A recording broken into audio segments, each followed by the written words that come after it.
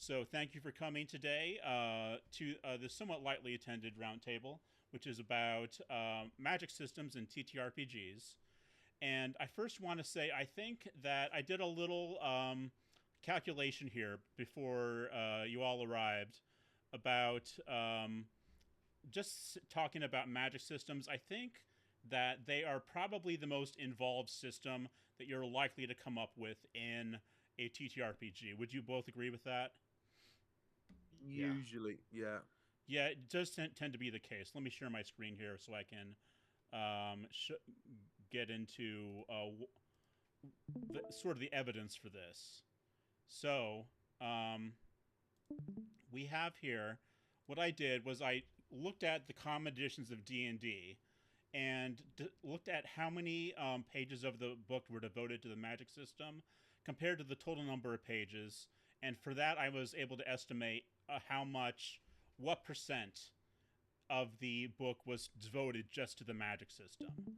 So, here we go. AD&D First Edition. We have total number of pages 60 out of 128 for a total of a 46% of the book devoted to magic. Second edition, not too much different, bit less. We have 40%, 128 out of 321. 3.5e, I skipped just regular third edition because why bother with both? We Yeah. have 106 out of 317, about 33%. I skipped fourth edition because, as we know, it kind of does its own thing with magic, and basically almost every class has like spells for better or worse. And lastly, fifth edition, and we notice a trend over time where they're decreasing the amount of pages they put into their spell book. We have 82 out of 316 for a total of 26%. So I think you have to agree that no matter what edition it is, even though the number of pages has been getting less, it definitely have devoted a lot of time and effort to their magic system. So yeah, that was that was what I wanted to demonstrate with that. So I've got kind of a banal question for the group, but I think it's good to start to get us thinking about exactly what goes into a magic system. So, but the banal question I wanted to ask is, what is magic?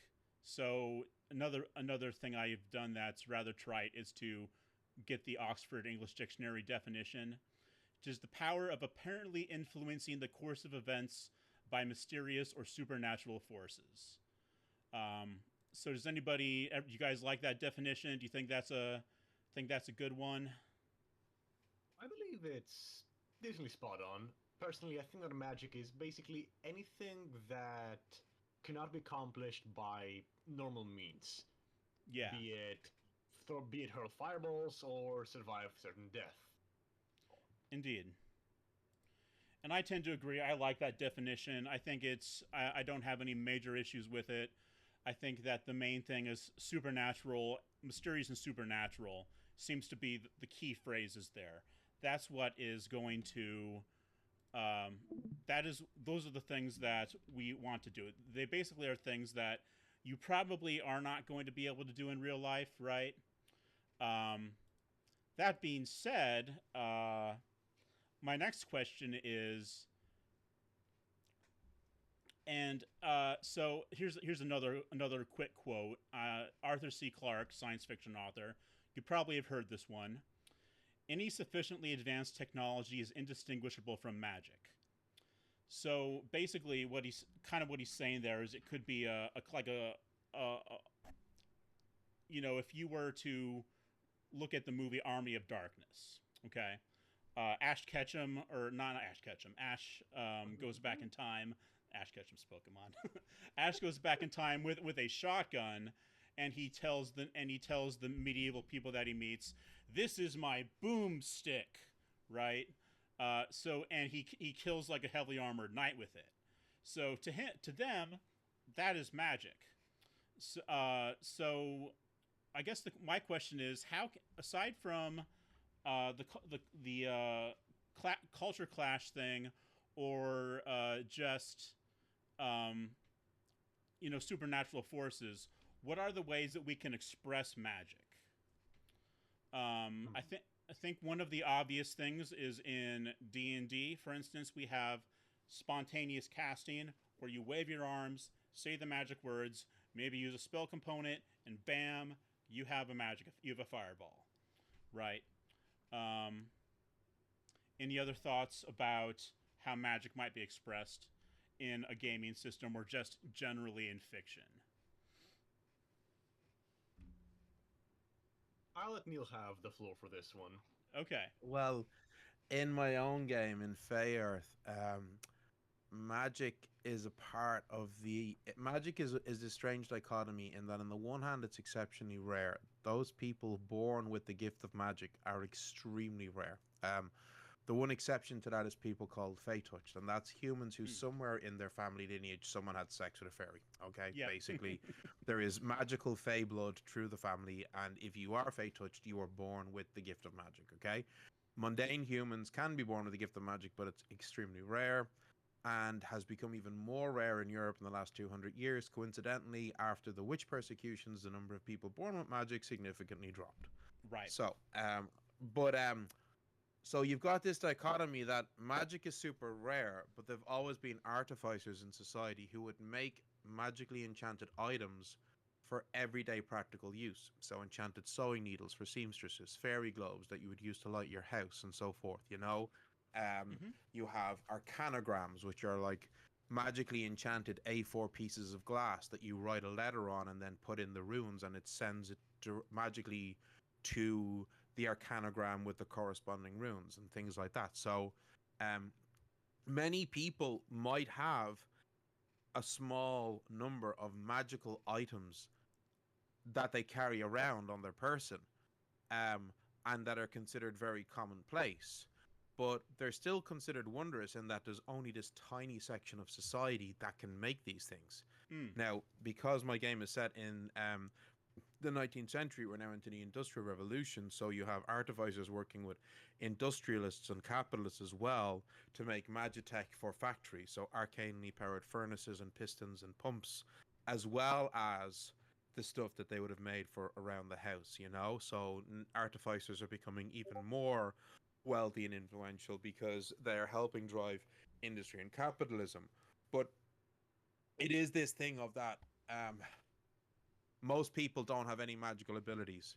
Right. But at the same time, people know how to make charms that they use to ward their house against the Fae. So Mm. to try and stop their babies being stolen and replaced by a changeling. They're So rosemary and such, yeah. yeah, so you've got this pervasive level of folk magic, which may or may not be actually magical, but people believe in it and it seems to work. Hmm. And then you've got magitech in society, which is quite common, but nobody knows how. In the same way that in our own modern society, electricity is the core art of our civilization, but 95% of the population have no idea how any electrical item works Right. at all. They Yeah, cannot, they can't explain how it works. If but it it's works. broke, they can't repair it, but they use it every day, to the point whereby you cannot function in our modern society without electrical devices. It's literally impossible. Um, and so Magitech in Fayearth is it's kind of like that. Not on the same level. You can function without Magitech because it is a 19th century Earth. But if you have enchanted items, life can be easier for you. So Yeah. as I say, in my setting, it's this really fun, um, almost contradiction of something that is exceptionally rare but also pervasive. That's interesting. And I guess my question is, how would an artificer, what do they have a ritual that they use to do their magic, or is it just like, now I'm going to touch this sewing needle for a minute and now it's magic and now it'll sew things itself? Well, most of the artificers are actually effectively sorcerers who are the academics. There's four types of spellcaster in my game: mystics, who are basically the clerics, druids, sorcerers and witches, and the sorcerers are the academics. They view magic as being like a science whose Mm. laws and equations should be understood. So they will, to study sorcery, you go to university and you Okay. study in a faculty of the arcane in a university. So when they're making their enchanted items, it's very much in a kind of a scientific manner. They're in their laboratory, they're in their workshop, they're constructing the item using the materials that they need that will hold arcane charges and arcane power, and you're making it in that way. So they wouldn't view it as a ritual, they'd view it more as a science. Right. But it's still like, to the common person, they would not really see much difference between an enchanted item that's made by an artificer or a magical amulet made by a witch, because they're still a physical object that has magic powers. Right. And so, is there like a kind of a sliding or a continuum there where some people view it as art and some as science?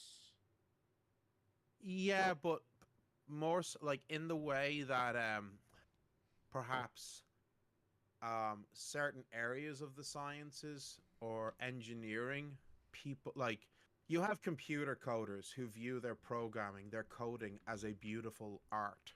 Yeah. And then you have other coders like, if it works and there's no bugs, that's all I care about. Yeah. Yeah. Fair you enough.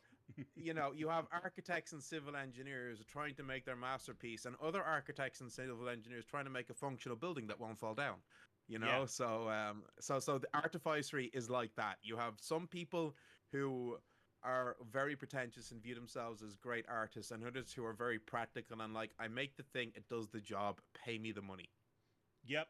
Gotcha. Yeah. I like that. The sort of mercenary outlook of magic in a capitalist society, right?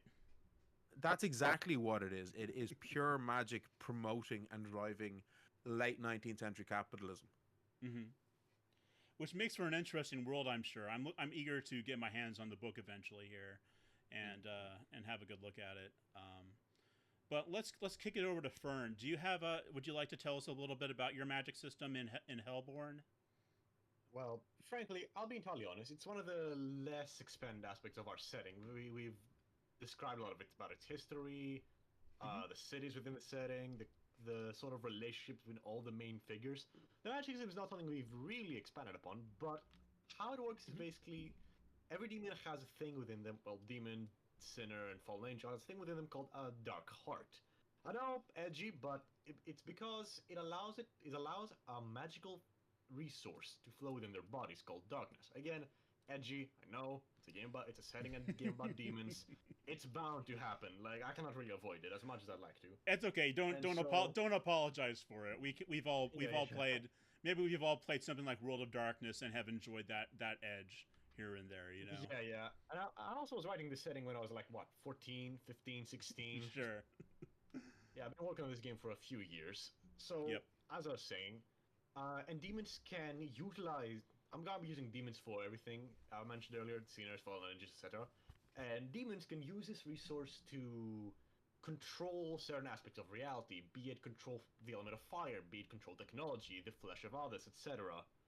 By expending this resource, like, say, drying out water or, I don't know, anything like that.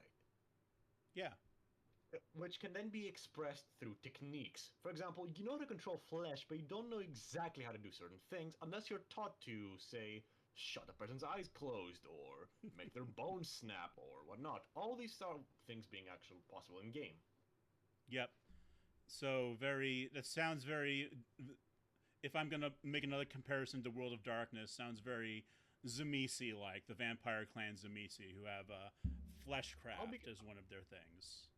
I'll be honest. The species which has access to these boons, boons are essentially the magics I mentioned earlier. The species that has the specific boon was actually inspired by the Samisi. Like, I wrote them when I was into my vampire phase. It's an after product of that time of my life. Yeah. I tried to differentiate them somewhat by making them more about art and stuff rather than, medicine or being cruel and evil. They essentially are the demons of envy who envy specifically the appearance of others. Ah, okay. Yeah, that makes sense. So shape changing, making yourself Shape changing, yeah. looking like your Yeah. ideal self, sort of. Yeah, the Yeah. specific ability has a lot of personal uses, be it gaining new features, changing your appearance, but there are also offensive uses, such as, making somebody's nostrils and orifices close or breaking their bones, as I mentioned earlier. Right. Yeah. So I'll talk a little bit about just a little bit about skies then. We have the way magic is usually expressed is that you can either um, be born with it, like most elementalists are. Elementalists control air, earth, fire, air, water. One of those four. So we get some comparisons to the Last Airbender that way, or Atla, which is fine. I welcome that comparison, even though we don't have any kung fu along with it. We also we have four other magic classes. All of them use spell points to do casting. Some of them, the Taleteller learns theirs by apprenticing to another Taleteller. The Grinning Jack learns theirs by dying and coming back to life.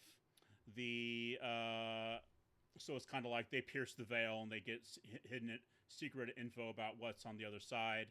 The Sky Witch makes a pact with a Sky Serpent, kind of like a warlock, and the Engineer uses Magitech, kind of like what Neil was talking about, where you have these elemental crystals that they can use to power their Magitech weapons and do enchantments on other things like that. The way that it is typically expressed is that you can do is quickly, right? There is ritual magic in the setting, but that's sort of defined as a way to do powerful things like cast a curse or open up a portal to another dimension. Things like that take resources, effort, probably a quest or two to gather the items. Anybody can do that stuff, though. But for the people who can actually cast magic on a daily basis, they can cast a limited amount of it, and they can and it's usually just with a snap of the fingers rather than having to take a while to do it. So when I was talking about expression of magic, I'm talking about things like I mentioned, rituals. Rituals another way you can cast magic, and I think if you were to look at real esoteric traditions, you would find a lot of rituals, like whether it's some kind of dance ritual. I just watched this film called Exuma, which is about a Korean shaman who, and this is, if you've seen The Wailing, it's a very similar thing. These shamans have these very elaborate, like wild dancing rituals that involve like blades and like animal sacrifice to like ward off and break curses. It's pretty interesting to watch. I don't know how accurate it is. It looks good on film, I'll say that much. So real esoteric practice probably makes use of that. I would also say that magic can be expressed maybe with technology, like we were talking about, like sci-fi technologies, like Mass Effect. We've got biotics, right? That's partially due to like real psionic talent, but also because of biotic implants that are inside a person's head that allows them to control gravity. And if we're looking more at a Lovecraftian Eldritch kind of continuum, what we're probably looking at is use of artifacts and grimoires and ancient knowledge. So the which goes back, which is a bit like ritual, but it usually involves some kind of knowledge that is bestowed upon the player, or on somebody in the setting. So okay, any other thoughts on expression of magic, or should I pop into my first real question about the magic system so we can kind of drill down a little bit on what makes these tick? Well, I actually wrote another game last year, a very fun, very rules like game. Yeah. Called Fey Wanderer. Actually turned out to be a game that I inadvertently wrote that's perfect for small children, and Oh, it's a very nice. simple game. The premise is that you play a bunch of Fey creatures in the Fey realm on a quest for a treasure guarded by a powerful guardian Fey creature. Okay, Yeah. but it uses an open magic system. Okay, so there are different spheres of magic like earth, air, fire, water, illusion, charm, fortune, this kind of stuff. Okay, Hmm. and you also pick words of power. So think like halt, merge, break, grow, that kind of stuff. And the way you create your character is that you you pick spheres of magic, okay, that you Yeah. want your character to have access to, and then you'll pick one or more words of power. And then you can take levels in your sphere. It's a dice pool system. So the more levels you have in a sphere, the greater your dice pool for when you try to cast a spell. But how you're casting your spell is you're literally just saying, I'm using this word of power with this sphere of magic, and then describe what you're doing. That's it. And then, based on what you're trying to do, how well you've described it, how convincing you are in the way you're thinking of it and applying the word of power, that determines the target number. And then you roll your dice pool based on how many levels you have in the sphere of magic that you're working from. Hmm. So really, really fun game. When I wrote it, my idea for it was I wanted to create a game that it's game night. Two of your friends have cancelled at the last minute, but the other two and the GM are still up to playing something. And the idea with Fey Wander is that literally within 20 minutes, everybody has made their characters and the GM has rolled some random tables and has an adventure ready to play for maybe 2 to 3 hours. Okay, so Yeah. that was the goal, and it does that very well. Um, but the entire game is, I think, maybe 20 pages long, and the only reason it's that long is because of the descriptions I have for different Fey creatures that play the Guardian Fey at the end that you gotta fight. Yeah. They just takes up page space. But by having this open magic system, I didn't need 80 to 100 pages of spell descriptions for a fixed magic system like D&D or Fey Earth or something like that. It's like, no, the magic system is described in like 2 pages. Cool. That's it. And then and it's literally just pick your word, pick your areas of magic, and then it's just use your imagination. So funnily enough, with this game that I've made, which, as I said, it is literally suitable for all ages. I even wrote additional rules on it for how to play it if you have pre-numerate children, Yeah. and you want them at your table. And kids are actually better at this than adults because their imaginations are just so much better than ours. Yeah. That and this whole the entire magic system is powered entirely by just imagination and whimsy, that they're just like brilliant at this game, but but in terms of expressing magic, it's so very different to what people are used to with your traditional fixed magic systems like 5e, where you've got your set list of spells and each spell has its description and its verbal and somatic and material components, and that kind of stuff. It's like, this is like, no, no, no, you're using this word and you're going to use your magic and use your imagination to describe how it manifests. I hear you, and that's. I actually have a little something that we can maybe look at to chart these systems out a little bit. Did you get that? Did you get any of your inspiration there from like Ursula Le Guin, like True Name Magic, in Earthsea? No, well, I've read the Earthsea books. They're one of my favorite series of books ever. But no, it was I can't. Um, I can't. Like, it was literally the spheres of magic that I used are the same spheres of magic that I have in Faerth, because the way magic is structured in Faerth, there's 14 spheres of magic, Mm-hmm. and each sphere relating to magics of a different type. And then, depending on which of the spellcasting professions or classes you're playing, each of the spellcasting classes has access to 8 of the 14. Okay.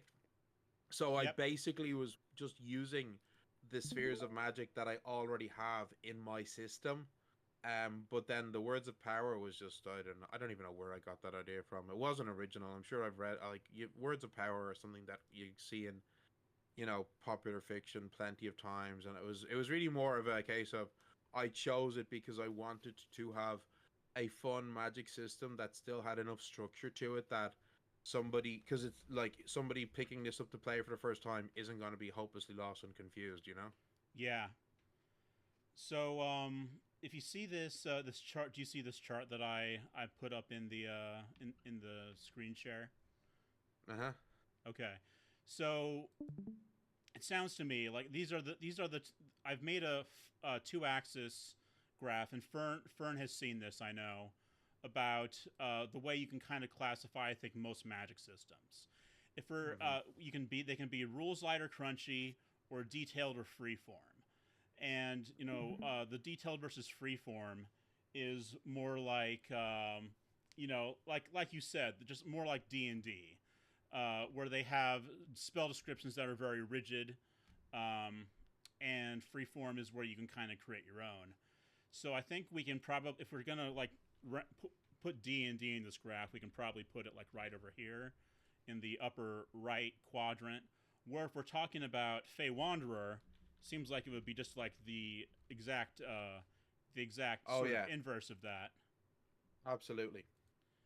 I would And say Fair is probably top left quadrant because the magic system, it's a spell point system, which is quite simple, but it does have it is fixed magic system with lists of pre-described spells that you choose from, yep, but ultimately it is still a spell point system or a mana system, which is generally very very easy, and also I don't have saving throws in my system. Some spells have ability tests that you can do to try to partially oppose, but you don't have the issue in that you have in say D&D where you have saving throws and people can cast a spell but nothing happens. You don't have that in Fair. Something always happens.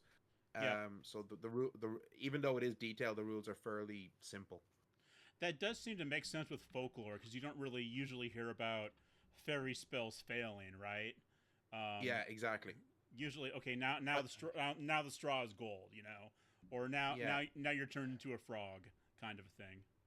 yeah. I mean, literally, there's only a handful of spells in my system that can fail, and these tend to be the charm and enchantment based spells. Where you're trying to affect somebody's mind. Um, so if they roll a high enough resolve, that doesn't work. Yeah, Or you may be an illusion spell where they see the illusion, but they see enough through it, they realize, oh wait, what I'm seeing isn't real. This is fake. But it's very much like literally just a handful of spells that are for charm and enchantment are the only spells really in my system that you could cast, spend your mana, and it still doesn't work. Because the way I've, it's something that really pisses me off about systems like D&D, where I've just spent a resource, a spell slot, and nothing has happened because my opponent rolled well.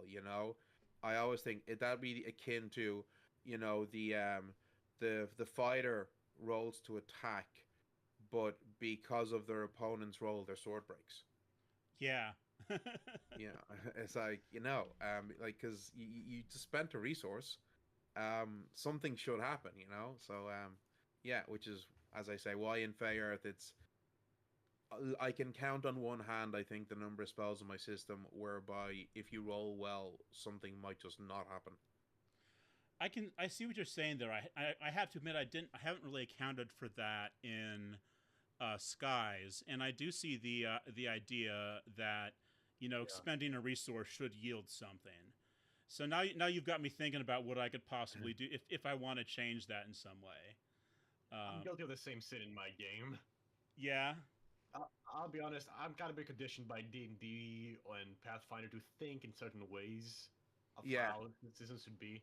yeah, I, I can see to some extent why they do that, but there are more flaws. There are more cons than pros in that case. yeah, and also it's only something that's happening with magic, and people can make the argument, yeah, well, magic is super powerful. It's like, yeah, but that's even more of a reason why it should always work. You know, Yeah. like yeah, that's literally the point. Um, It's mostly for balancing reasons because yeah, magic is super powerful, but at the same time, we cannot have every mage steamrolling through the encounter. uh, It's that's the main reason, I think at least. well, I mean, I know for myself, like the thing about my setting about Fey Earth is that you're facing Fey creatures, and Fey creatures, because the Fey in my game are based on how they were described in folklore, they're generally terrifying Yeah. because fairies and fae in European folklore were terrifying. Even the most diminutive fairy was a being that you did not want to offend. So not like if I have combat encounter with my party facing against a lot of fae creatures, then that is a high magic encounter.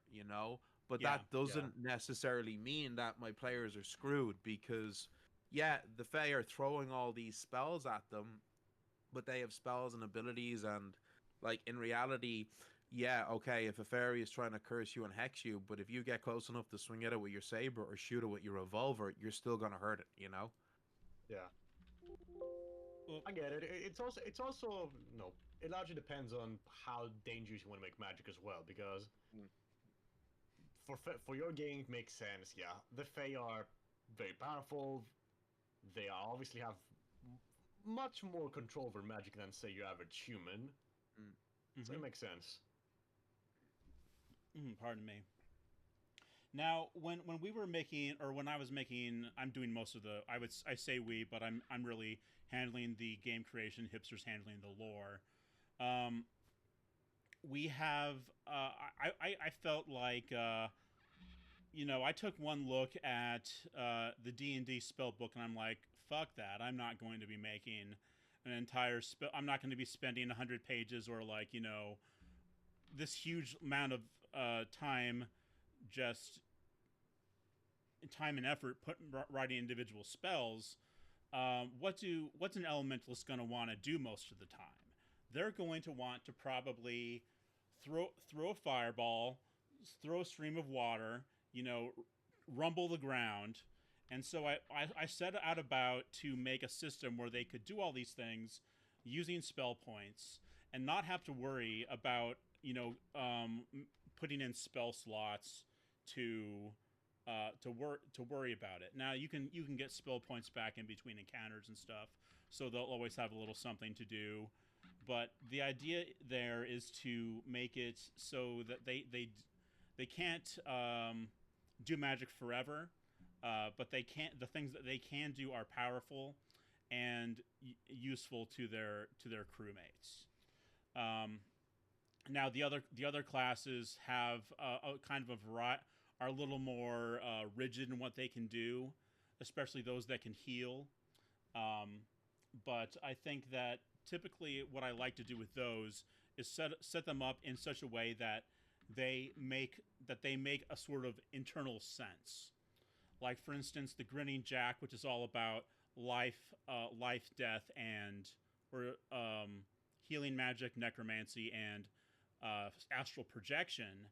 They all of their abilities kind of knit together in a way that allows them to eventually do more powerful things. Like for instance, if you know advanced biomancy and advanced animancy, which allows you to one heal and to send your spirit out of your body to go do things elsewhere, that allows you to call back um, somebody's spirit who's left their body and basically bring them back from the dead as long as they haven't been dead for that long.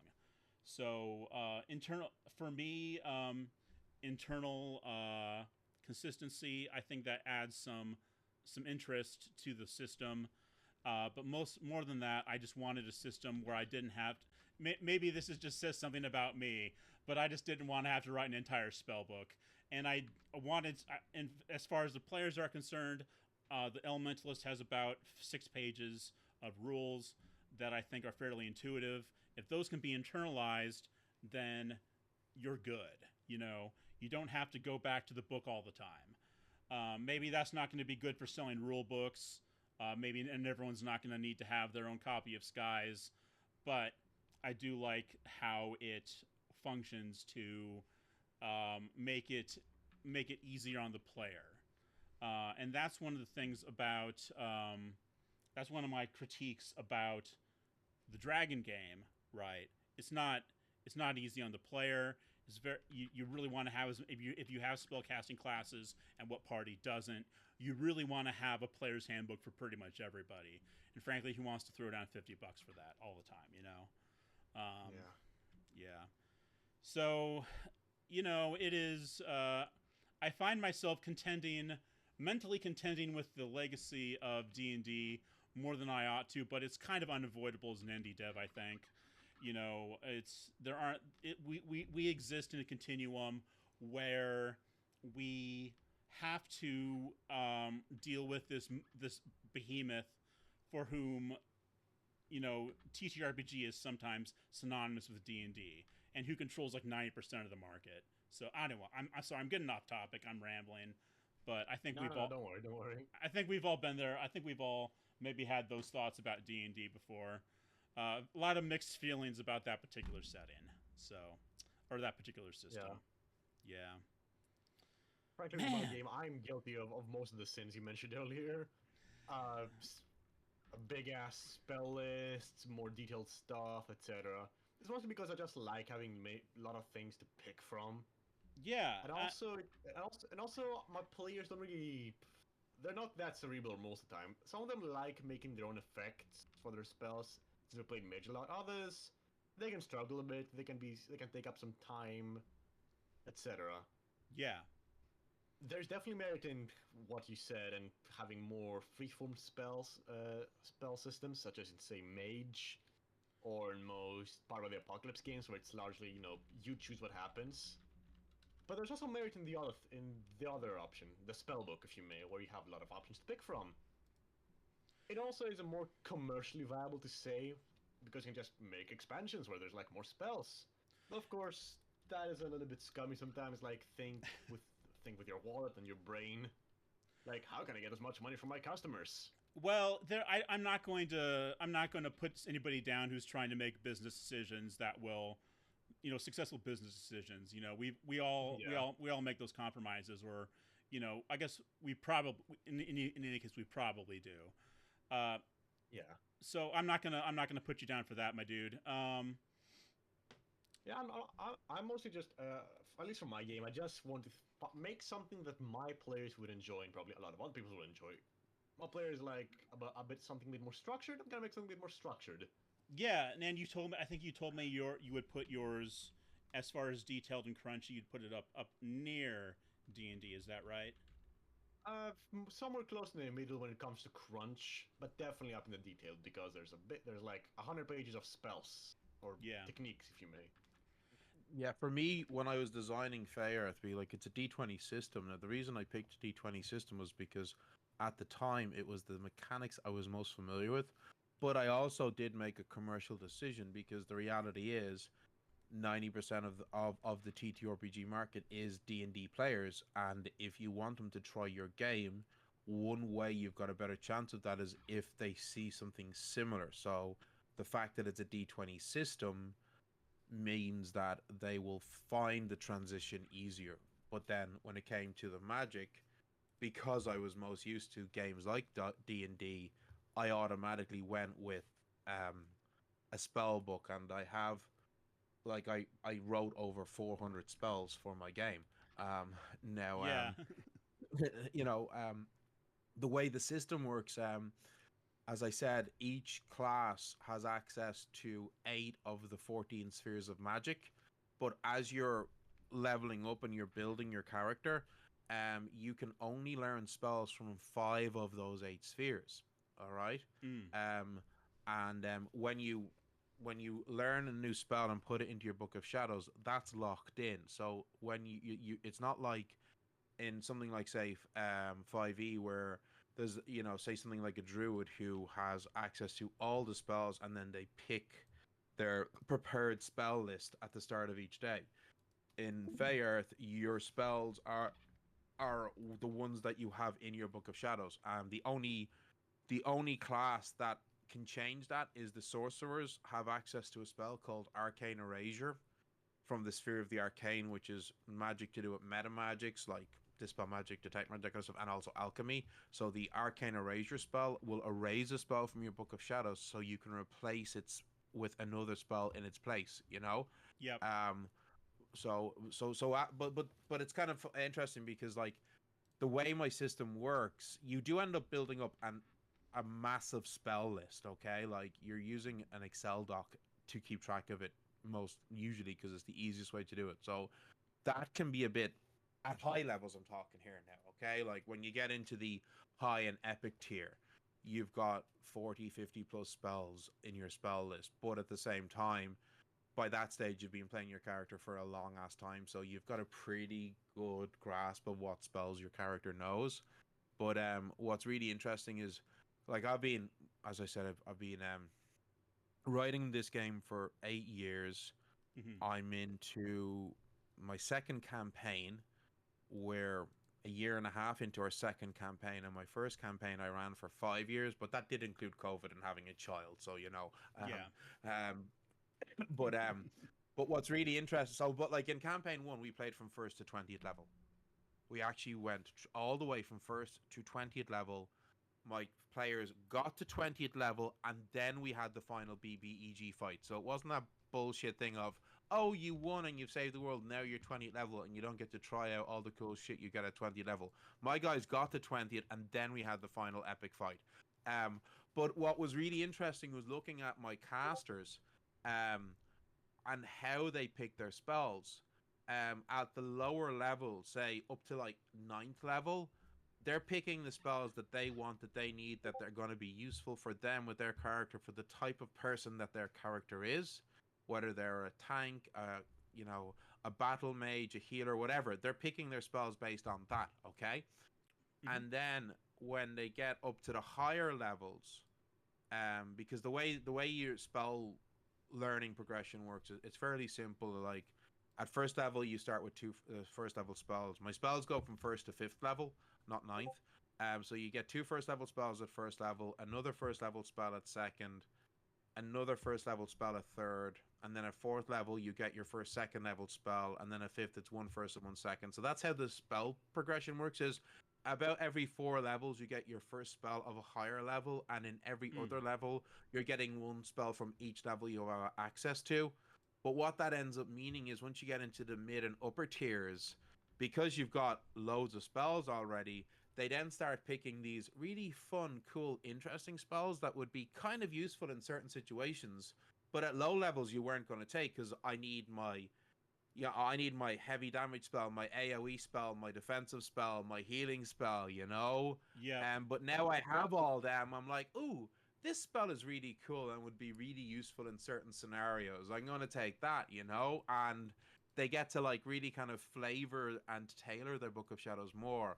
And then another mechanic I have in my game is that when you're leveling up, you can choose not to take a spell at a level. So you could decide, okay, I'm not taking a first level spell this level, and then next level you get another new first level spell. So you combine your two first level spell slots from your previous level that you didn't use in this level. You combine them to make a second level spell slot. So you can combine lower level spell slots to get a higher level spell. So you end up with much less spells overall, but a higher number of more powerful spells, Okay. which my players really love because it allows a level of customization and spell choice that honestly I've not seen in other systems at all. You Yeah. know, like, and they really love that. You know, because I suppose the thing with say something like 5e is you can pick whatever spells you want, but you are limited by the spell slots. You know. Whereas Feyarth uses a mana-based spell point system, you don't have that limit. And it's funny because anytime anybody plays my game, especially if they've come from something like 5e, they love the spell point system so much. They're like, I hate spell slots. I never Yeah, realized yeah, they were yeah. so shit. It's like Yeah. spell points is a vastly superior way of doing things. You Agreed. have, I also use them for my game as well, or something yeah, similar to that. yeah, it's like you have so much more control, you have so much more flexibility. You know, you have none of the limitations. You're like, okay, I can cast a bunch of lower level spells or a smaller number of higher level spells, or I can supercharge and upcast the lower level. Like you've got so much more control, you know. Which then means that when you've got other things like being able to, you know, buddy up lower level spell slots to get a higher level spell, it just gives you even more customization then as well, which they really love. They really love being able to really tweak and customize. And because you pick 5 spheres out of the 8 for your class, I could have a game with 5 people all playing the same specific type of spellcaster, but they would be completely different. Yeah. You know, because of the way they're picking their, like, even in my current campaign, I have 3 spellcasters in my group, and each of them has only picked 3 spheres of magic. None of them have actually picked 5. You know, they can have a maximum of 5 spheres of magic. None of them have picked 5 spheres. They've all actually only picked 3 spheres, because the 3 spheres that each of them have picked for their character are spells that are these are the type of spells my character uses. This is the type of magic that they use. This is the type of caster that they are. So they've no desire to pick spells from another sphere that has very thematically different type of magic, because it's like, well, that's not who I am, you know? Mm-hmm. So like, and I deliberately did design the system like that each of the spheres of magic is quite thematically different, so that you, like, because let's be fucking honest, a wizard is a wizard is a wizard in D&D, you know? Like, you can you can pick your classes and your specializations and all the rest of that, but there is that core list of spells that everybody tends to gravitate towards, you know. Yeah. And you know, it's like there ends up being such a repetition between, whether it's player characters or NPCs. There just tends to be this like, there's hundreds of spells, but there's that core bunch of spells that everybody picks all the time, you know? Whereas I'm finding in my system, I don't have that, because of the way people just naturally gravitate towards specializing their character, because of the way the spell choice progression was designed. I think we can all agree on that. That spell points really do. If you have like a spell list, really frees you up. Yeah. That was kind of one. That's what I like about it. I think Fern, it sounds like you're interested in that too. I'm interested, of course. Of course, I'm interested. But Because things, it sounds fun. yeah. But think about all like spells in D&D that like never get used, because even though they might be interesting or like even useful in some situations, you just gotta put that fireball in there, right? Yeah. It's too bad. I bet that there's probably some 5e dev that's done like a spell point conversion. Oh, there is a spell point. There is an official spell point mechanic in the Dungeon Master's Guide. Oh, is there? Okay. Yeah, there is. That's It's kind of clunky though. I'm gonna be honest with you. It's not great. Like, you can use it. It's not difficult, but it's just kind of clunky. Because it's converting spell slots into spell points, and just because of the nature of how spell slots work and because of how limiting they are, it's not a great system. Okay. Yeah, I guess I've always, of the 3 core books, I have to admit, the DMG is the one I've always paid the least amount of attention to. I don't know how common that is, but whatever. Oh, it's super common. No, actually, most dungeon masters have never read or only read tiny sections of the DMG. This is like known fact. This like Hasbro Wizards have like know this from their own marketing data. Yeah. So I suppose you could probably, if you wanted to, just buy the PHB and the Monster Manual and then just play the game. You know. Yeah. I don't see any reason why you couldn't. Oh goodness. Well, for myself, for Fey Earth, there's only one book. A singular book with all of the rules that you will need.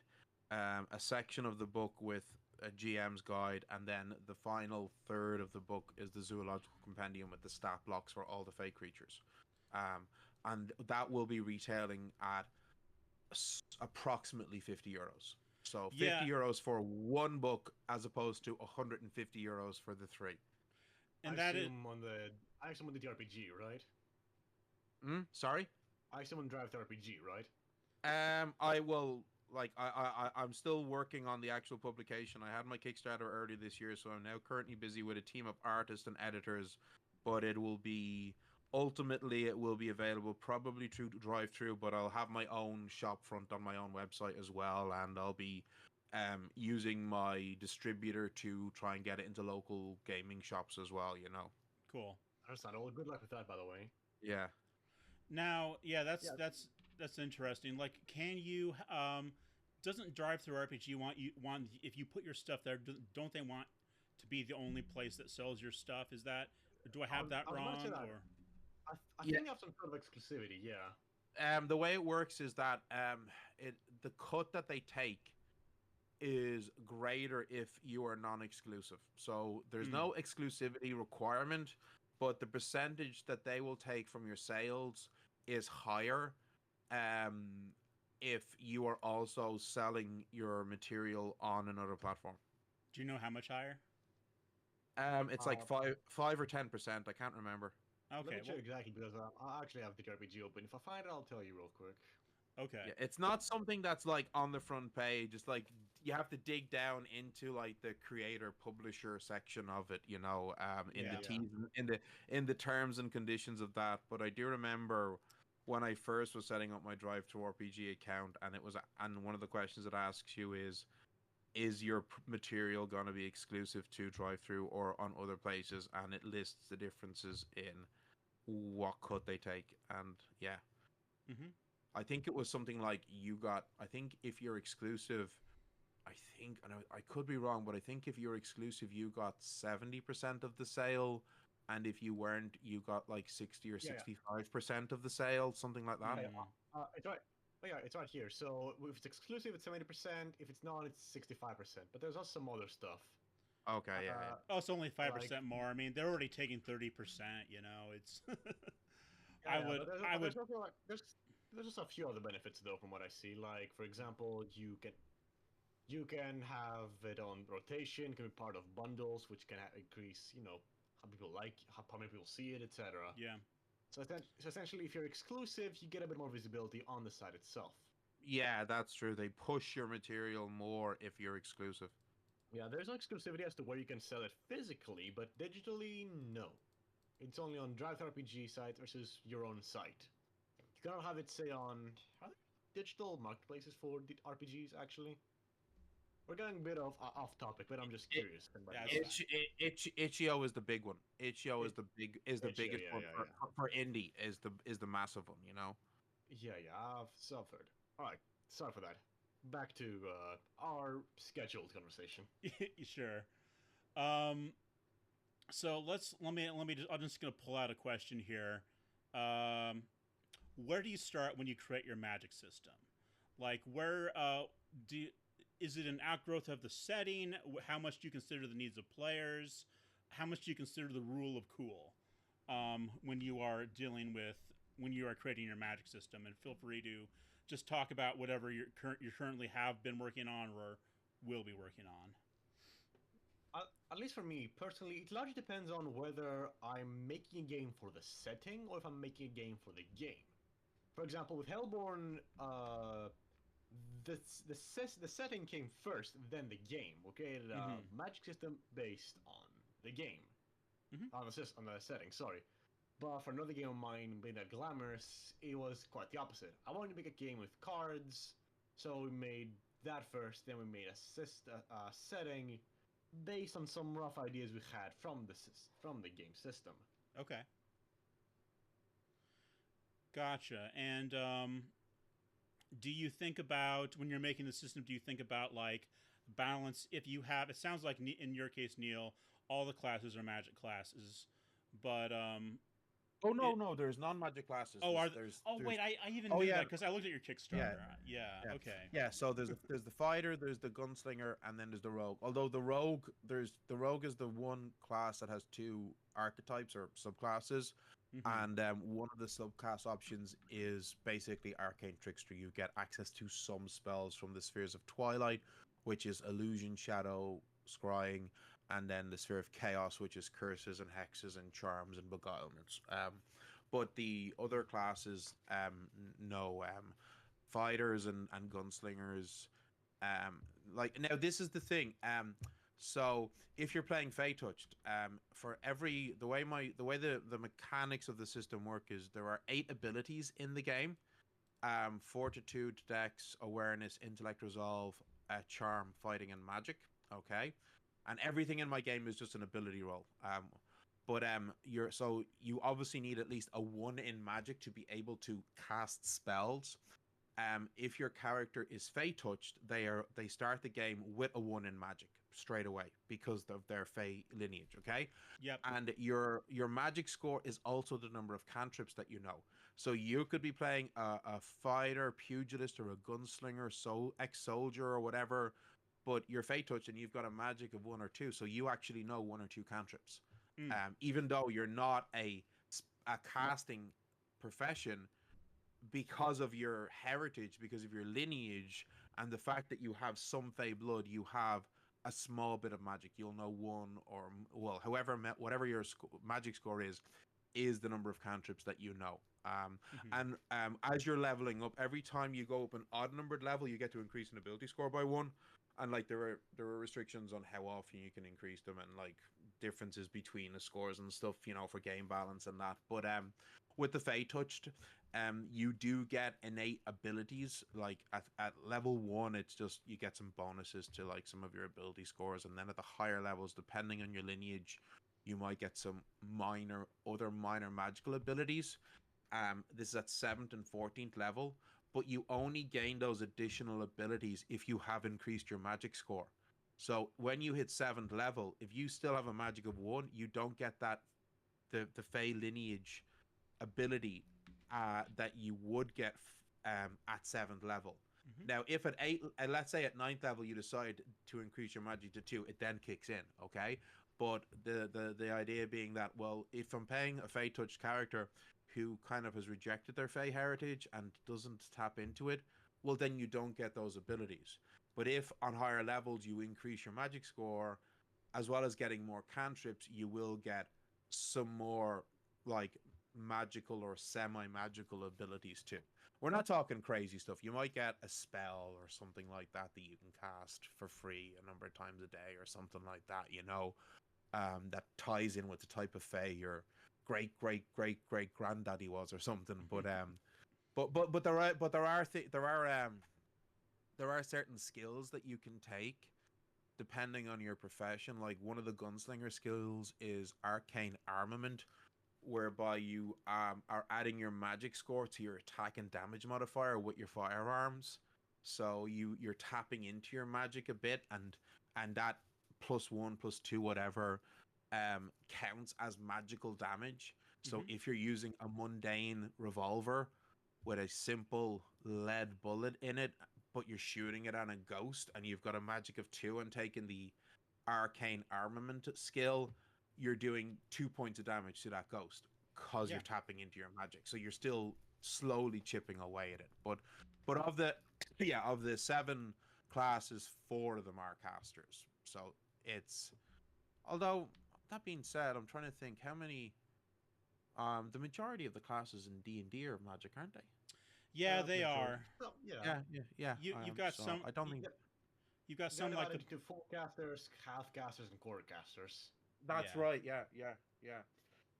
So the only half casters in my game are, as I say, the rogue subclass that you can take. But only if you want to, So yeah. But I know for And myself, like going back to your original question, when when I was designing the magic system for Fey Earth, um, I I was when I what I was thinking of when I made it was that I wanted to create a magic system whereby the different Mm-hmm. spellcasting classes felt quite thematically different to each other, and that within a class you could create two completely different characters. That you're the same class with, in theory, access to the exact same magics, but that you can create thematically completely different characters. So that was the crux, the major motivation behind how I structured my magic system, whereby I have these spheres of magic, which are all thematically different, and you have access to a specific number of them, and within that you can only pick to a maximum subset, and then when you're learning your spells, the spells that you learn are fixed, so that you are, from day one, you are deciding what type of a caster am I going to be. And Hmm. I mean, because, as I said, it's a spell point system and it's fairly straightforward. The rules are very easy to keep up with. It's not complex, but it does mean then that you are very quickly tailoring your character into a particular. You're not just random generic druid number 4. You're like, no, I'm this. This is me. I'm this druid. These are the things I've specialized in. This is what I'm good at. Versus my buddy who's also a druid. Right, makes sense. You're not just the Yeah. druid. I would guess that your druids don't really align with what D&D druids are, so I'm not going to make that No, comparison. the druids in the setting were historically always looked on as the emissaries and intermediates between humans and fae. So historically, Mm, every king would have had a druid advisor in his court to advise him on matters when he was interacting with the fae, and they viewed themselves as kind of not so much as like trying to keep the balance of nature, but trying to keep the balance between humans and fae yep. is how they view themselves. And their abilities do reflect that. Bonuses to charm rolls when interacting with the Fae, access, getting certain spells for free that help you in Fae interactions, and Mm, then at higher levels, um, you being able to travel in the Fey realm as if you are Fey, because the Fey realm exists in my game, but as a mortal, you do not want to go there because bad things happen when humans go into the Fey realm. yeah. Um, if you're lucky, all that happens is you think you were in there for a day and you're actually gone for 6 months. You know, if you're lucky. Um, but at high levels, at 16th or 17th level, druids gain the ability to travel in the Fey realm as if they were true Fey and create an aura so that the party is safe and stuff like that. So, like in my first campaign, my players did have to go into the Fey realm, um, because they were looking for some exceptionally powerful ancient magical items to help them in their fight against the BBEG that they were trying to stop. And they had a high level druid ally. He was basically the second highest ranking druid in the Irish Druid Order, and he was with them. Um, but that was really fun. That was really interesting because stuff happened in that period of the story. There were encounters where at one point they were trying to get across a river, and some of them, they fell into the river and they got swept away, so they were now outside of his aura. Oof. And when they came back from the Fey realm, they didn't all appear at the same time. And some Ooh. of the player characters didn't appear until several days later. And there was a massive fight in the intermediate period where like three NPC allies were killed in this big, huge fight. And it was because one of the main one of the main dangers of the Fey realm is that time moves differently there for a mortal than for a Fey creature. And mechanically, how that works is you're doing resolve rolls, and every time you fail, um, depending on you're rolling a die for the number of days, and then the number of dice you're rolling and and that is determined by the failure margin. Hmm. So Yeah, yeah. makes sense. Also, very similar. I mean, you're drawing from the same sort, drawing from the same well, but Changeling the Lost. I'm sure you're aware of. Definitely Oh yeah, some.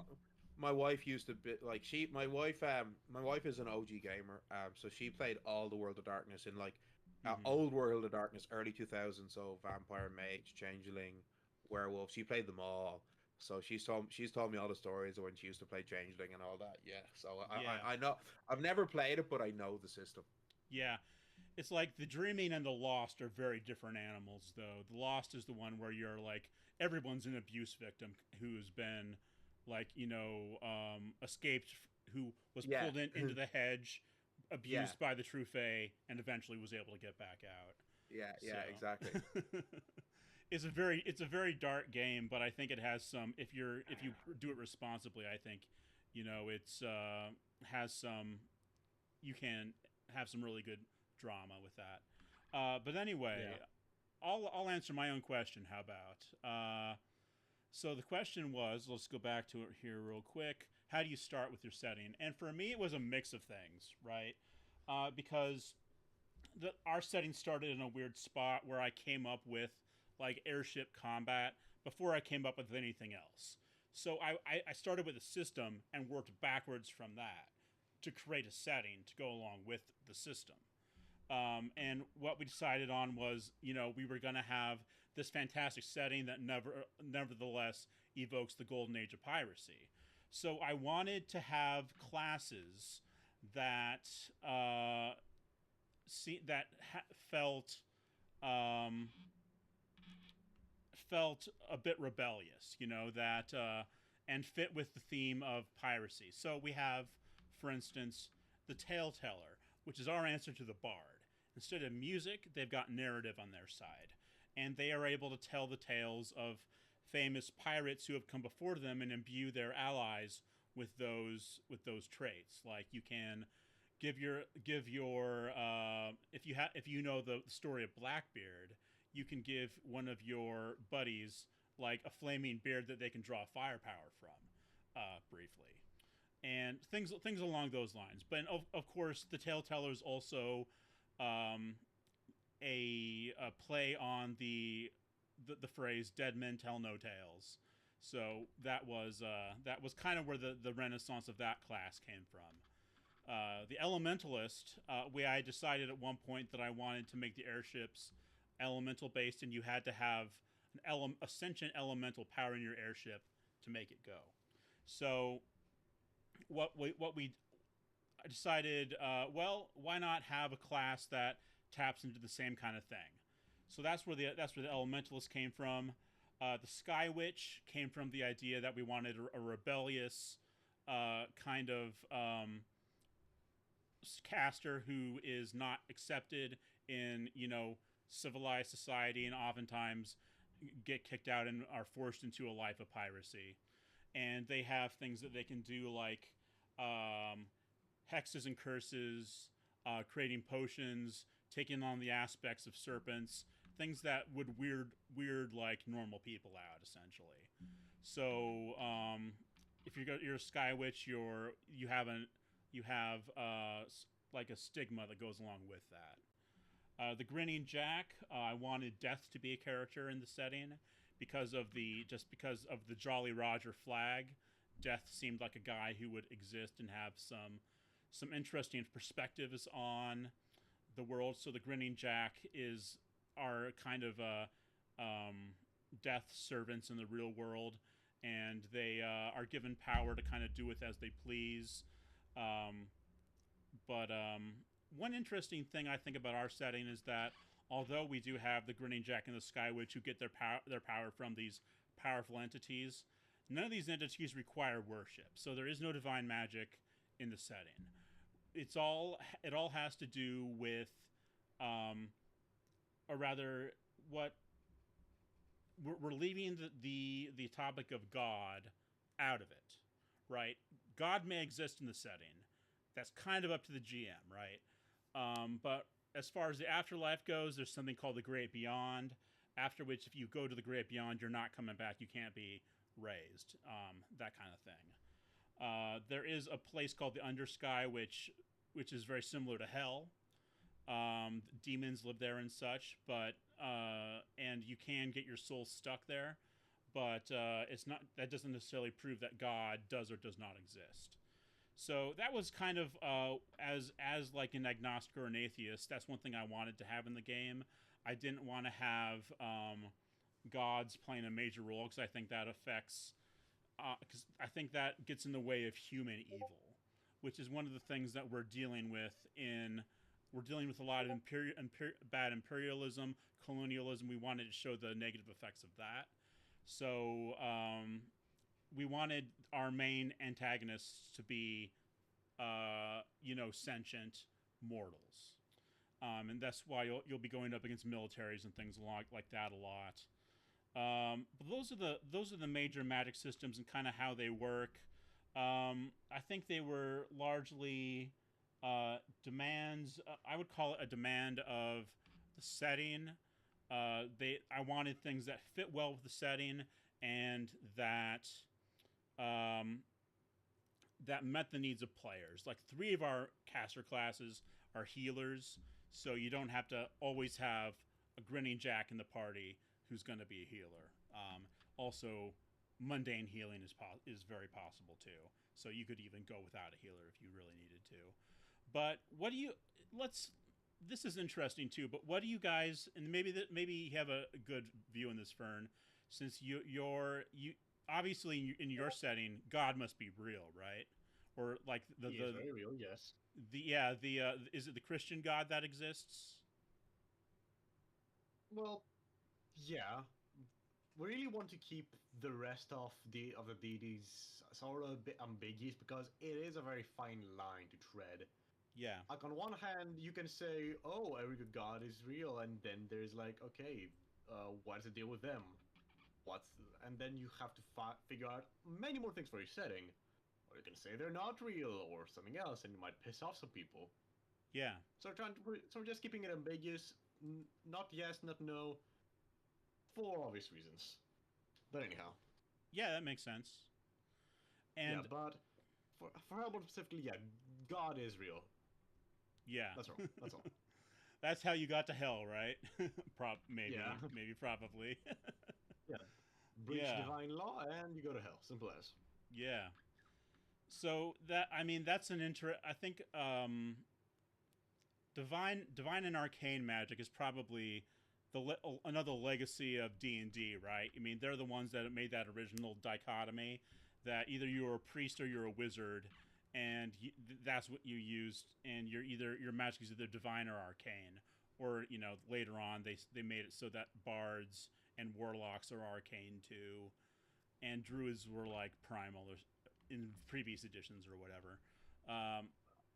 Tabletop-wise, yeah, I do think that's where the dichotomy happened, though I do think from a historical standpoint that it's mostly like, it comes from like witches versus priests, divine magic versus the devil's sorcery or something like that. I think that's where it probably came from.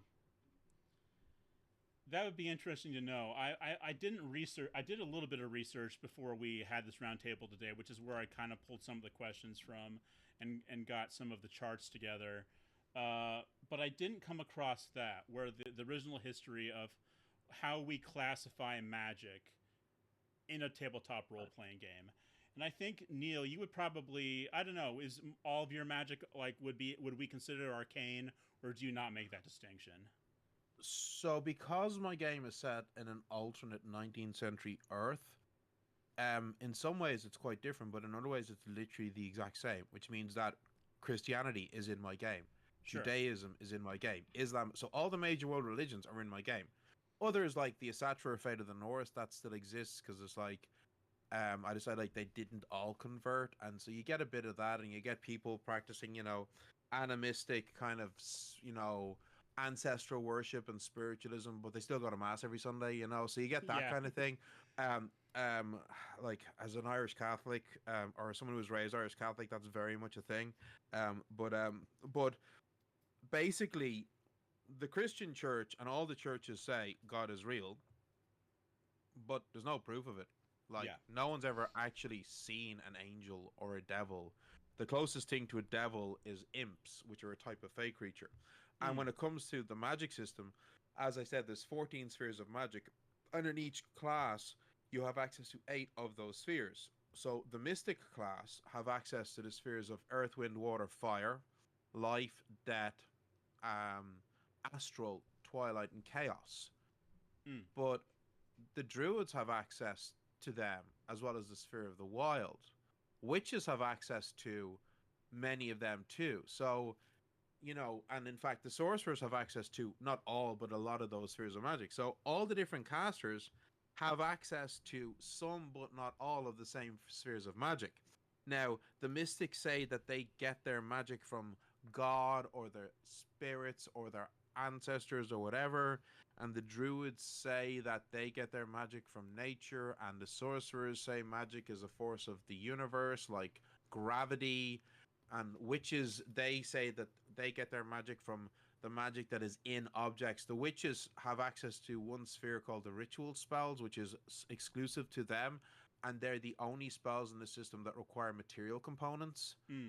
No other spells in the game require material components. However, all of the spells that are unique to the witches, the ritual spells, are actually all based off of examples of spells and charms that are from European folk magic, like historical and archaeological examples. I did a lot of research. I know. Okay, so literally every single thing is coming from folklore.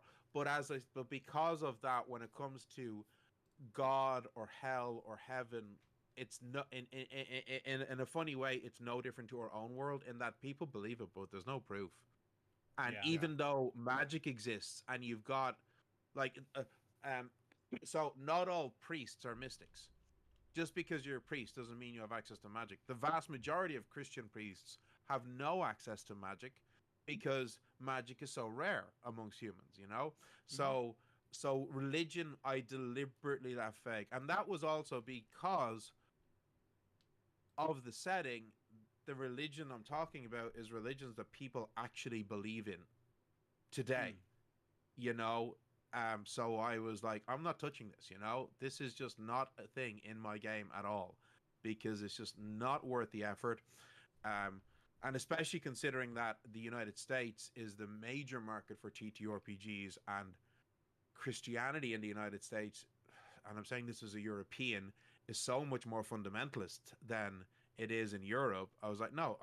So religion is deliberately vague, and all magic is just magic. No one in like canonically in my setting, no one actually knows where magic comes from.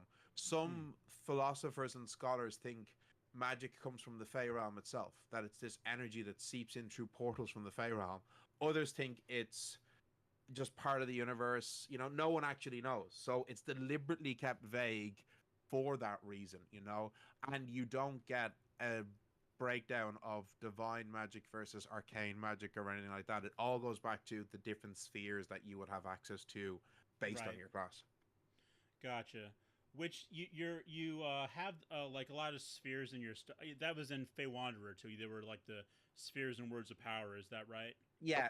I mean, the reason I did that was because, well, I already have this whole thing written for my other game that I've been working on for fucking years, and this was the reason I put that into Fey Wanderer, was because I wanted to have an open magic system, but I wanted to provide some level of structure, because not just for the GM but for players, because if you've only ever played fixed magic systems like D&D or Pathfinder or Fantasy Age, and then you find yourself playing a completely open magic system, a lot of people are really shit at that. They really suck. When you turn around and say, okay, well, what does your spell look like? Just tell me. And they suddenly have to use their imagination on the spot. Some people are really bad at that.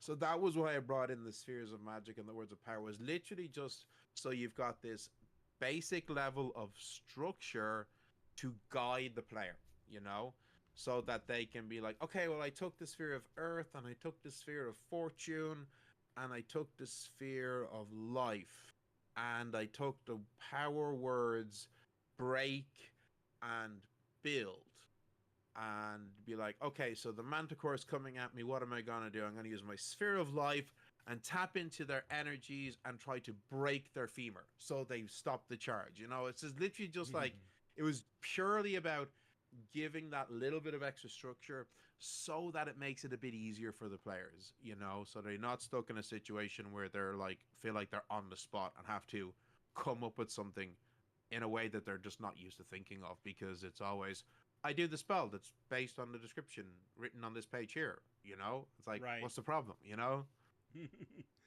And that's a good bit of I think that's an example of letting the needs of the player sort of build into the magic system a little bit, right? Or wait, were we talking about? We're talking about kind of both your games with this, right?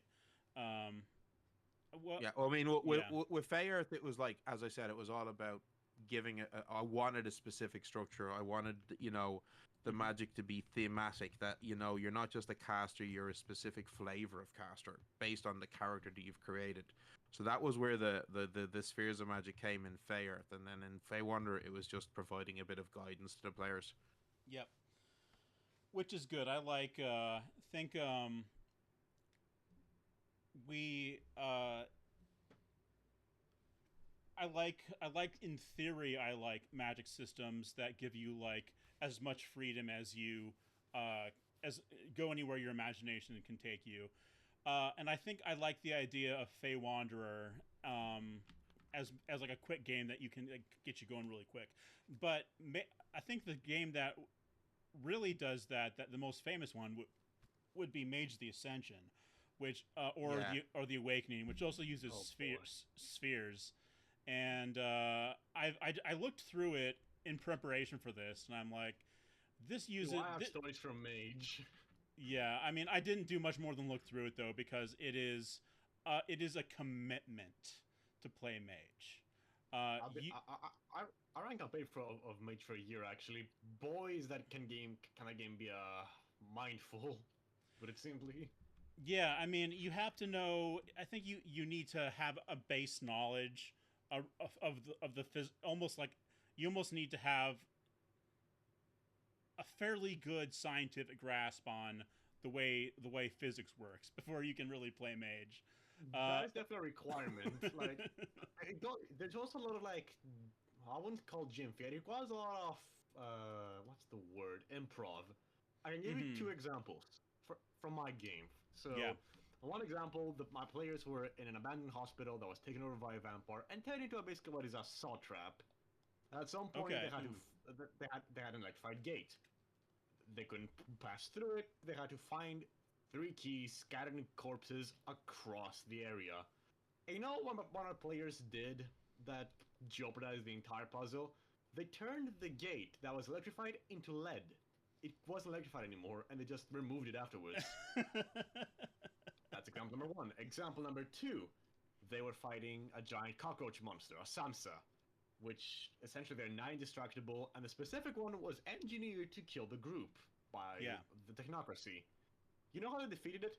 They binded it to the floor by turning. I think they just turned the rails into like binds. And another player of mine used time magic to change the timetables of the trains so it would run over the creature. As a GM, you can't really prepare for those situations where your players just find ways to contract your entire plan. Whereas with games like D&D or Pathfinder or whatnot, where you have like specific spells, the specific effects, you can kind of plan around that. Yeah, that's true. It's true. It's much easier to do that in a game in like a more crunchy, detailed kind of game than it is Yeah. free form. Because you again, then you're going up against the limits of your players' powers, which you might not have a good, which they probably have a better grasp of than you do, especially if they've been reading up on the rules and are very invested in the system. Um, but I would say that Mage is probably I don't know what's the most difficult to learn, most difficult to master magic system that y'all have come across? Because I think it's Mage, at least as far as my experiences led me to think.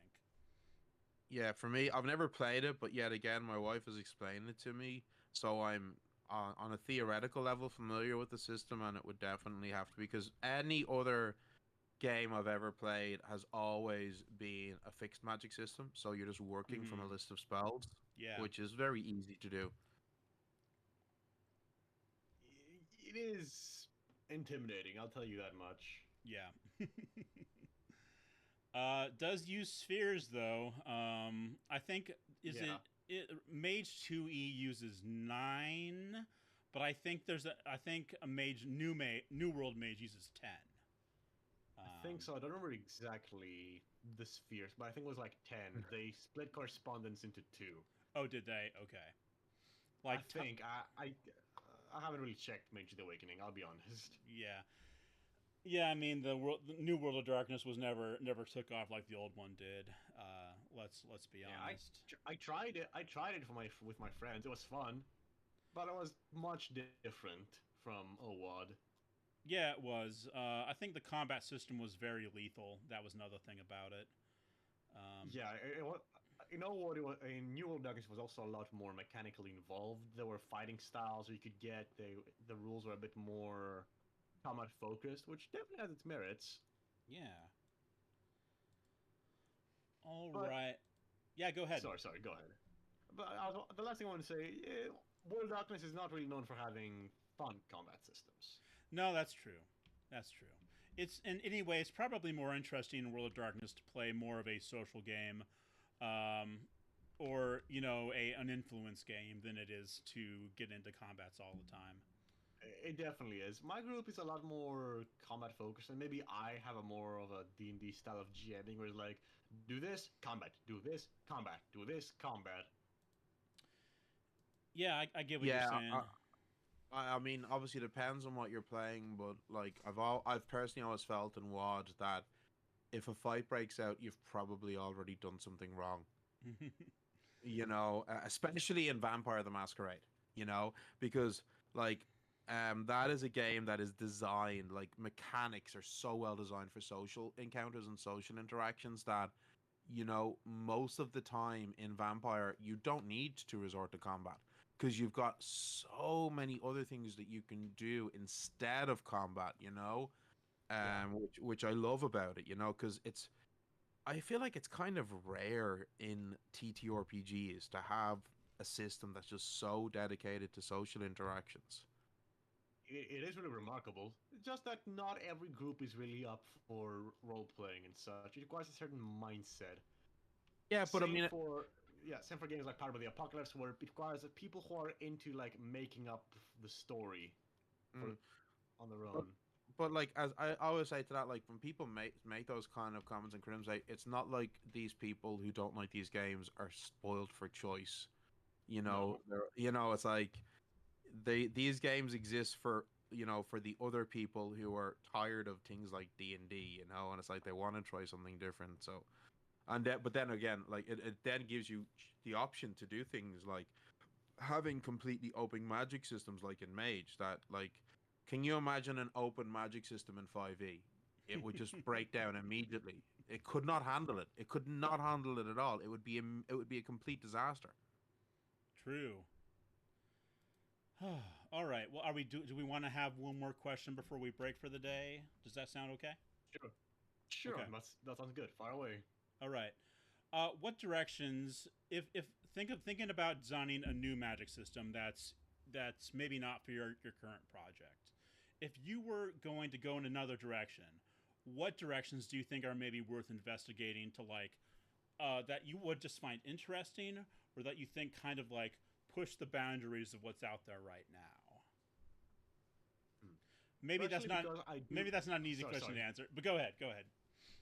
Personally, I have been thinking of another setting, which is a lot more fantasy, not as cyberpunk or hellpunk or whatever you call it. And I do want to do something that is a little bit more freeform, not mage levels of freeform where the DM has to prepare for every possible scenario, but something that gives the players a lot more freedom. Perhaps something similar to what Neil and Faye Earth have made.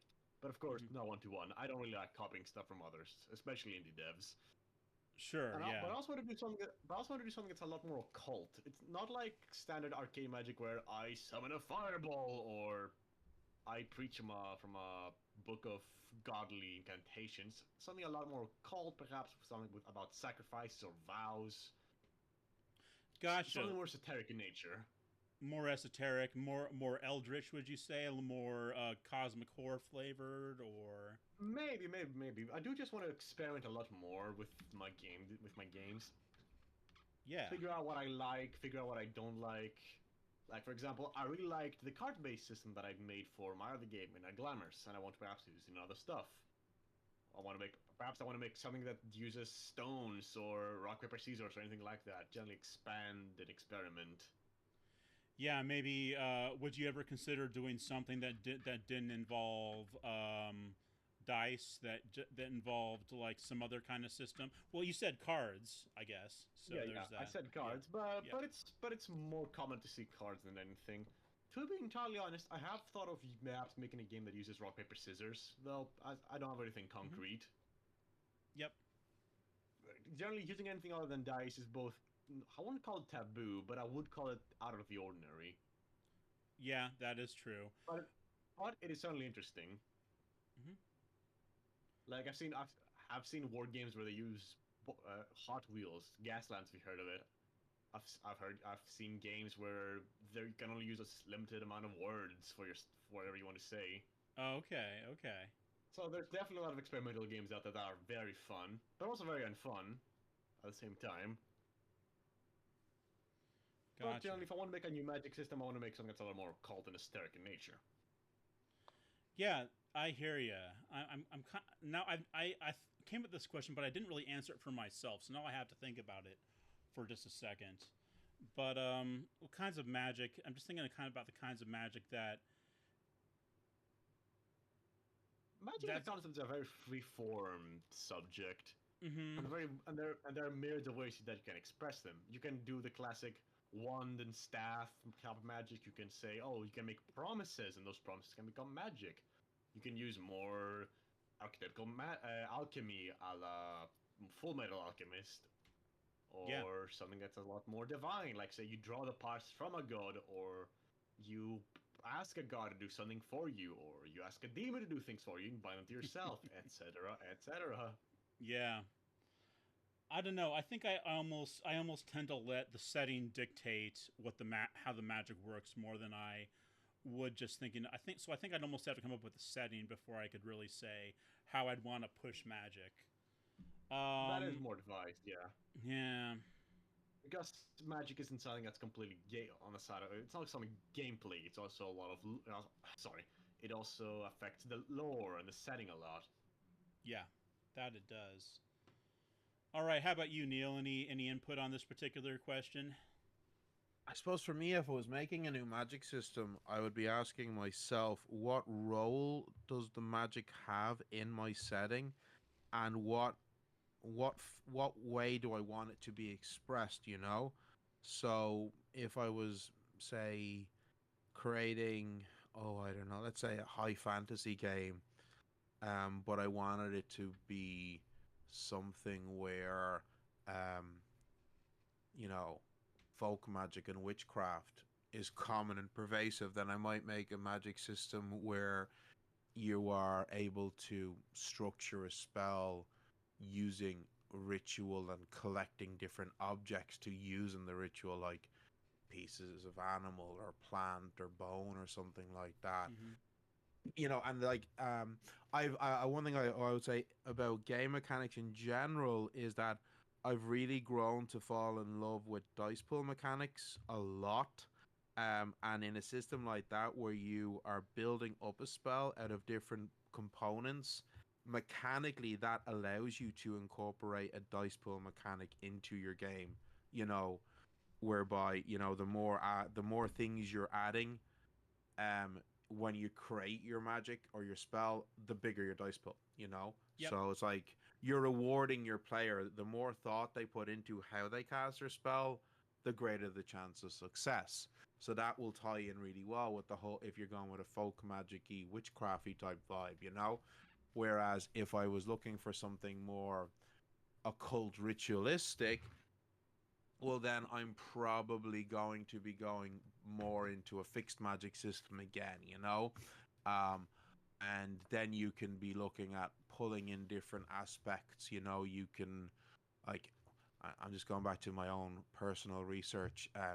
And when it came to European ceremonial magic, like, we're talking Tudor period and later, quite a lot of ceremonial magic heavily involved Christian folklore.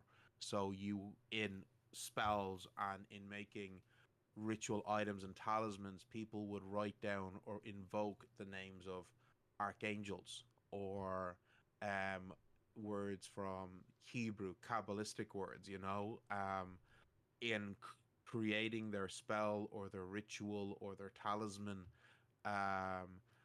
which kind of goes back to the earlier conversation about, divine versus arcane. European folk magic is kind of funny because you had people who would have been considered witches by the church who would have been using Christian prayers in the talismans that they were making, that they were then being used as the basis for the crime of witchcraft. Yeah.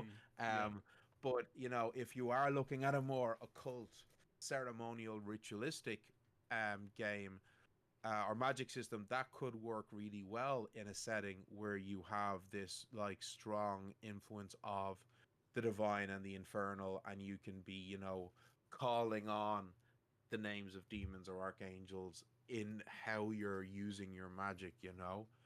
But for me, ultimately, as I said, it all comes down to what do I want as the game designer from my game? What do I want to offer my players in terms of the game design when it comes to my magic? So in Earth, what I wanted was a highly customizable magic system whereby casters would feel uniquely different to each other. And that was the entire basis of how my system was structured. And then beyond that, it's a case of let's keep the mechanics as simple as possible. So I'm using spell points. Yep. Whereas if I was like looking for something different in a game, I'm going to work off it in a different way. If I'm looking for witchcraft and folk magic, you can make a really nice dice pool system where you are building up and collecting the objects for your spell. Whereas if you want something that's a bit more, oh, I don't know, Dragon Age inspired, or a bit more like Abaddon that Andy made, where you got demons and the likes, that can make a really fun ceremonial magic system where you maybe are using a card based mechanic as well, and